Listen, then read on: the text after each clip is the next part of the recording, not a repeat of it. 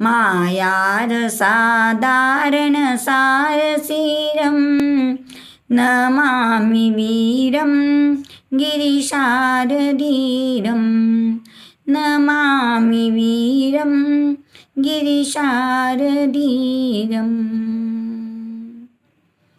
अनंत अनंत उपकारी आस्था के आयाम प्रभु महावीर को कोटिश वंदन। उन्हीं की आज्ञा में विचरण करने वाले चारित्र आत्माओं को सत सत वंदन। आदरणीय सुश्रावक श्राविकाएं, जय जिनेन्द्र। अनंत पुण्य का योग इस पंचम आर्य में प्रभु महावीर की स्तुति करने का सुअवसर हमें प्राप्त हुआ। भगवान महावीर की प्रथम देशना अथागम रूप आगम, जिसमें त्रिपदी उगमेवा विगमेवा ध्रुवैवा इन तीन विशिष्ट पदों को सुनकर जिन महान आत्माओं को 14 पूर्व का ज्ञान प्राप्त हो जाता है, वे गंधर्व प्रभु की अथागम वाणी को सूत्र रूप में गुंथन किया। पहली देशना में ही 12 अंग सूत्रों की रचना की गई। उसमें से दूसरा अंग सूत्र है सूय गणांग सूत्र, सूत्रकृतांग सूत्र के रूप में। प्रथम श्रुत स्कंद का छठा अध्ययन वीरथुई के नाम से वीर स्तुति, और वर्तमान में हम उसे पुच्छित सुनम के नाम से पुकारते हैं, जो जैन जनों के लिए बड़े ही आदर और श्रद्धा भाव से उस स्तुति को गुनगुनाया जाता है। स्वाध्याय के रूप में है। पुच्छिन सुनम उस स्तुति का पहला शब्द होने से उसको पुच्छिन सुनम कहते हैं। जिस प्रकार हम वर्तमान के अंदर लोगस, नमोथोनम, इच्छाकार्यम आदि के जो पाठ हैं, लोगस का पाठ का नाम चतुर्विंशति स्तव है, किंतु उसका पहला शब्द लोगस है, तो हम उसे लोगस कह के पुकारते हैं। इसी प्रकार से नमोथोनम को पहला शब्द नमोथोनम होने से इसको नमोथोनम कहते हैं। उसका नाम प्रणिपात सूत्र है या शक्र स्तव है, परंतु उसके पहले शब्द से हम उसे संबोधित करते हैं। ठीक वैसे ही इस वीरथुई का पहला शब्द पुच्छिन सुनम से है, हम उसको पुच्छिन सुनम के नाम से पुकारते हैं। वीरथुई, वीर की स्तुति। वीर शब्द के अनेक अर्थ होते हैं, साहसी, बल्लभ, शक्तिशाली आदि। यहाँ पे जो शब्द है वो वीर का विशेष महत्व लेकर वीर के द्रव्य क्षेत्र काल भाव से 4 निक्षेप है, यानी 4 विभाजन किए हैं। पहला शब्द जो है द्रव्यवीर। द्रव्य का अर्थ होता है किसी वस्तु, पदार्थ, गुण आदि को हासिल करने में जो कौशल्य होता है, यानी कुशलता है, प्रवीण होता है, वह द्रव्यवीर कहलाता है। जैसे अनेक राजाओं में साहस है, वीरता है, किंतु चक्रवर्ती जो 6 खंड के अधिपति होते हैं, विशेष वीरता के धनी, उन 32,000 देशों को जीतने में, उस 32,000 देशों को प्राप्त करने में सूरवीर होते हैं, विशेष होते हैं, इसलिए वे द्रव्यवीर कहलाते हैं। क्षेत्रवीर, अपने अपने क्षेत्र में जो सूरवीर होते हैं उन्हें क्षेत्रवीर कह के पुकारा जाता है। जैसे बुद्धि के क्षेत्र में अभय कुमार, बीरबल आदि का स्वरूप है। ज्ञान के क्षेत्रों में विशिष्ट अवधिज्ञानी, परम अवधिज्ञानी, मन पर्यज्ञानी, केवल ज्ञानी आदि विशिष्ट हैं। रूप के क्षेत्र में सनत कुमार चक्रवर्ती आदि जो अपने अपने क्षेत्र में विशिष्ट होते हैं वे क्षेत्रवीर कहलाते हैं। कालवीर, काल को समय कहते हैं। जिन महान आत्माओं ने समय पर विजय प्राप्त कर ली वे कालवीर कहलाते हैं। सिद्ध भगवान की जब हम स्तुति करते हैं, सिद्ध भगवान के पद का स्मरण जब करते हैं, उसके अंदर जो सवैया है पूज्य तिलोक ऋषि जी महाराज साहब ने उन सवैया के स्वरूप को बताते हुए सकल कर्म टाल वश कर लियो काल की जो बात आती है, उन्होंने सकल कर्म को टाल दिया, सारे कर्मों को नष्ट कर दिया। वश कर लियो काल, उस काल को उन्होंने वश में कर लिया, यानी समय को वश में कर लिया। जो प्रति समय अप्रमत्त अवस्था में रहते हैं वे समय को वश में कर लेते हैं, और परमात्मा तो अप्रमत्त अवस्था से 7वें गुणस्थान से लेकर जब 13वें गुणस्थान तक और आगे सिद्ध अवस्था को प्राप्त करते हैं, उस अवस्था में केवल ज्ञान 13वें गुणस्थान के अंदर जब प्राप्त होता है, केवल ज्ञान, केवल दर्शन, उन आत्माओं को समय का महत्व नहीं, दिन और रात प्रति समय आत्मा उस क्षेत्र को प्रकाशित करती है। इसलिए काल सारे कर्म सकल काल वश कर लियो काल, पूरे काल को उन्होंने वश में कर लिया, यानी काल को उन्हें आवश्यकता नहीं होती दिन रात की। ऐसे महापुरुष काल वीर कहलाते हैं। और जो अप्रमत्त अवस्था में आज भी जो आचार्य भगवान उपाध्याय, साधु साध्वी और महाविद्य क्षेत्र के अंदर तीर्थंकर परमात्मा और केवल ज्ञानी जो हैं वे सब अप्रमत्त अवस्था में जागृत हैं, उस समय वे कालवीर कहलाते हैं। इसी प्रकार भाववीर जो अपने आत्मगुणों को प्रकटीकरण कर लेते हैं, अपने 5 इंद्रिय मन पर विजय प्राप्त कर लेते हैं। 4 कसायों यानी संसार परिभ्रमण का जो कारण है क्रोध मान माया लोभ, उस पर जो विजय प्राप्त कर लेते हैं वे विजयी कहलाते हैं। क्योंकि आगमकार उत्तराध्ययन सूत्र के माध्यम से जो 9वीं पवज्जा के अंदर जो गाथा आई है, जो सहसम सहसाणम संगामे दुज्जय जीने एगम जीने ज अपाणम एस से परमो जहो। जो सहसम सहसाणम संगामे दुज्जय जीने एगम जीने ज अपाणम एस से परमो जहो।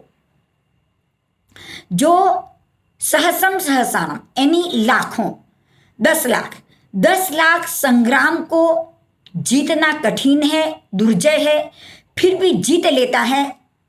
और एक तरफ एक अपनी आत्मा पे विजय प्राप्त कर लेता है, यानी अपनी आत्मा पे विजय प्राप्त करना, यानी अपनी इंद्रियों पे विजय प्राप्त करना, अपने मन पर विजय प्राप्त करना, विजय प्राप्त कर लेता है, वह परम जयी कहलाता है। उसको परम विजय कहा है। यानी जैन दर्शन हमें जागृति देता है कि पर को जीतने से हम जीते हुए नहीं कहलाते।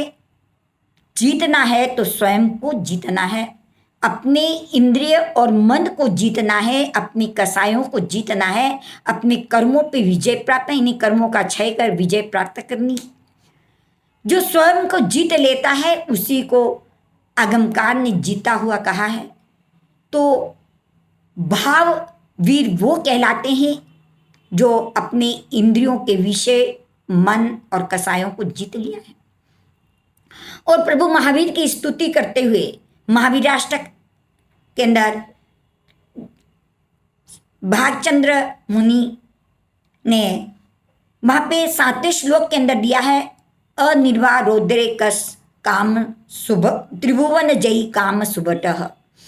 यानी जिसका निवारण करना बड़ा कठिन है, बड़ा उद्रेक है, पर जो इन काम सुभट, एक काम रूपी सुभट यानी काम भोग जो हैं उसको विजय प्राप्त कर लेता है, वो त्रिभुवन जयी हो जाता है। प्रभु महावीर ने अपने बाल्य अवस्था में ही इन काम सुभट पर विजय प्राप्त कर ली थी, इसलिए वे त्रिभुवन जयी कहलाए। तो इसका अर्थ हुआ कि जो काम सुभट भोगों को जो विजय प्राप्त कर लेता है उसको परमात्मा ने विजय कहा है, उसे भाव वीर कहा है। इस प्रकार से हम जिन परमात्मा की स्तुति करने जा रहे हैं वे परमात्मा प्रभु महावीर इस अवसर्पणी काल के 24वें तीर्थंकर, जिन्होंने द्रव्यवीर, क्षेत्रवीर, कालवीर और भाववीर पूर्णता से वीरता को प्राप्त किया, इसलिए वे सर्वश्रेष्ठ वीर कहलाए। उन सर्वश्रेष्ठ वीर की जो स्तुति है उसको वीरथुई कह के पुकारा जाता है। स्तुति परमात्मा के अतिशय और असाधारण भावों के गुण कीर्तन करना स्तुति कहलाता है। कहाँ कहाँ पे स्तव शब्द भी आया है। स्तव शब्द के अंदर बताया है कि साधारण भावों की स्तुति करना वह स्तव है और असाधारण भाव अतिशय आदों का गुण कीर्तन करना वह स्तुति कहलाता है। अभिधान राजेंद्र कोश के अंदर भी ये बात समझने के लिए मिलती है कि स्तुति और स्तव 1 से 7 गाथाओं का, उनके गुणों का कीर्तन करना वो स्तव है। और खड़े होकर जगन्य 4 गाथा, मध्यम 8 गाथा और उत्कृष्ट 108 गाथा में उन अनंत गुणों का गुण कीर्तन करना स्तुति कहलाता है। और कहाँ पर ऐसा भी बताया है कि 1 से 7 गाथा स्तुति है और जगन्य 4, मध्यम 8 और उत्कृष्ट 108 गाथा का गुण कीर्तन करना स्तव है, ऐसा वर्णन भी मिलता है। किंतु हम स्तुति पे ध्यान देंगे कि स्तुति का महत्व कितना है, उनके असाधारण गुणों का गुण कीर्तन करना है। उन गुण कीर्तन में प्रभु के नाम से वीर स्तुति के रूप में जो बताया, प्रभु महावीर की स्तुति से क्या लाभ होता है, ये सूत्र भी आगम के अंदर आता है। भगवान ने स्तुति मंगल यानी उत्याधन सूत्र के 29वें अध्ययन में स्तव स्तुति मंगल करने से जीव को क्या लाभ होता है। स्तव स्तुति मंगल से जीव ज्ञान दर्शन चारित्र रूप बोधि लाभ को प्राप्त करता है। ज्ञान दर्शन चारित्र रूप बोधि लाभ को प्राप्त करता है। उस बोधि लाभ पर प्राप्त करता हुआ जीव कल्प विमानों में अर्थात वैमानिक उच्च गति के देवों में उत्पन्न होता है, क्योंकि स्तुति करने वाला सम्यक्त्व आत्मा है। सम्यक्त्व आत्मा को ही गुण के गुणगान करने के भाव अंदर से जागृत होते हैं। वह सम्यक्त्व आत्मा अभी तक भवितव्यता से उसे संसार परिभ्रमण करना शेष रहा है, तो वह कल्प विमानों में यानी वैमानिक देवों में उत्पन्न होता है और उन ज्ञान दर्शन चारित्र की आराधना करता हुआ जीव अंत क्रिया करे तो जीव सिद्ध बुद्ध और मुक्त हो जाता है। अर्थात स्तुति करने से जीव को भवितव्यता बाकी है तो कल्प विमानों में जाता है और नहीं तो सिद्ध बुद्ध और मुक्त हो जाता है। इसका अर्थ स्तुति का विशेष महत्व रहा हुआ है और उन वीर प्रभु की स्तुति है जिनका नाम, आचार्यांग सूत्र के दूसरे श्रुत स्कंद में ये बात बताई गई है कि प्रभु महावीर का नाम उनके माता पिता ने गर्भ में आते ही संसार के पदार्थों में वृद्धि होने से उनका नाम वर्धमान रखा। भगवान अपनी साधना में समता और सन्मति के धारक होने से ज्ञानियों ने नाम उनका श्रमण रखा, और उपसर्गों परिसहों से पराजित न होने वाले, अपने संयम में, अपने आत्मरमणता में आनंद की अनुभूति करने वाले, ऐसे किसी उपसर्गों से पराजित न होने के कारण देवों ने नाम उनका महावीर रखा। ऐसे वीर स्तुति नाम तो उनका वर्धमान था, किंतु देवों के द्वारा वीर और महावीर के रूप में उन स्तुति का विशेष महत्व जो आज हम इसको समझने जा रहे हैं। और पुच्छिन सूनम के रूप में आर्य जम्बू स्वामी ने अपने समाधान, अपनी जिज्ञासा का समाधान श्रमण भगवान महावीर के ज्ञान, दर्शन, चारित्र, वीर्य, धर्म, पुरुषार्थ आदि सद्गुणों का संबंध, उनकी इतनी अंदर से जिज्ञासा थी, उस जिज्ञासा का समाधान करने के लिए आचार्य प्रभु महावीर के प्रथम पटधर सुधर्मा स्वामी के पास अपनी जिज्ञासाओं का समाधान करने से उन्होंने ये प्रच्छा की। वो प्रच्छा ही पुच्छिन सूनम शब्द से, पुच्छिन सूनम का अर्थ होता है प्रच्छा करना। कितनी भीतर से जिज्ञासा जागृत हुई होगी कि प्रभु महावीर का ज्ञान, दर्शन आदि कैसे गुण हैं। उन जिज्ञासाओं के समाधान के लिए जम्बू स्वामी की प्रच्छा है और आचार्य सुधर्मा स्वामी का समाधान। इस पुच्छिन सूनम में 29 गाथाएं हैं, जिसमें पहली 2 गाथाओं के अंदर जिज्ञासा है और तीसरी गाथा से लेकर 28वीं गाथा तक यानी 26 गाथाओं के अंदर आचार्य प्रथम पटधर सुधर्मा स्वामी के द्वारा जिज्ञासाओं का समाधान अति ही सुंदर रूप से बताया गया है। और अंतिम गाथा, जो भी आत्मा इस बताए हुए मार्ग पर प्रभु महावीर की स्तुति, प्रभु महावीर पूर्णता को प्राप्त हो चुके थे, यानी अनंत ज्ञान, अनंत दर्शन युक्त थे, और जो अपूर्ण है संसार में उनको भी पूर्णता का मार्ग बताकर मार्गदर्शक बने। अपूर्णता वाले हम संसार के जीव, जब हमको मोक्ष मार्ग की ओर आगे बढ़ना है, अपनी आत्मा को इन बंधनों से मुक्त करना है, वह अपूर्णता वाली आत्मा पूर्णता को अपना आदर्श न बनाए तब तक पूर्णता को प्राप्त नहीं हो पाती। इसीलिए इस स्तुति में पूर्णता वाले अनंत ज्ञान, अनंत दर्शन, अनंत सुख और अनंत वीर्य वाले उन महान आत्मा का आदर्श हमारे सामने रखकर कैसे वे ज्ञान, दर्शन और चारित्र, तप आदि की आराधना में थे, उस आदर्श को लेकर हमारी आत्मा भी जो अपूर्ण अवस्था में है वो पूर्ण अवस्था को प्राप्त करे। इसीलिए यह वीरत्हुई के रूप से वीर स्तुति, प्रभु महावीर की स्तुति।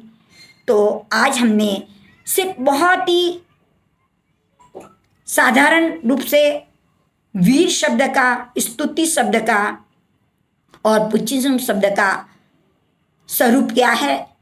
पुच्छिन प्रच्छा रूप है, वीर अब भाव वीर रूप में है, और स्तुति करने से जीव ज्ञान दर्शन चारित्र और बोधि को प्राप्त करता हुआ कल्प विमान देवों में या उसकी आराधना करता हुआ सिद्ध बुद्ध और मुक्त बनता है। तो हमने आज इन 3 शब्दों के रहस्य को बिल्कुल संक्षिप्त रूप में जानने का प्रयास किया।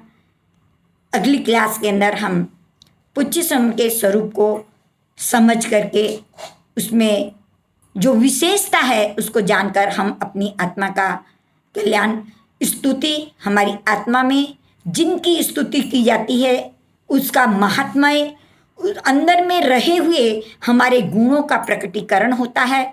तो हम भी इस वीर स्तुति से अपनी भीतर में रहे हुए अनंत ज्ञान, अनंत दर्शन, अनंत सुख और अनंत वीर्य का प्रकटीकरण करें। यही मंगलमय भावनाओं के साथ हम इस स्तुति को करने के लिए अपनी जिज्ञासा से, अपने अंदर में रही हुई जिज्ञासा में भी वीर बनूं, इस भावों से हम इनकी स्तुति करेंगे। तो अगली क्लास के अंदर हम पुच्छिसम की गाथा के रूप में समझेंगे और उसके उच्चारण के साथ उसका अर्थ और विवेचन करने का भाव रखेंगे। इन्हीं मंगलमय भावनाओं के साथ मेरे इस चर्चा में और विशेष शब्दों के उच्चारण में जो अशुद्धि रही है तो मैं आत्म साक्षी से और आप सबकी साक्षी से मिच्छामि दुक्कडम कहती हूँ। और जय जिनेन्द्र, जय महावीर।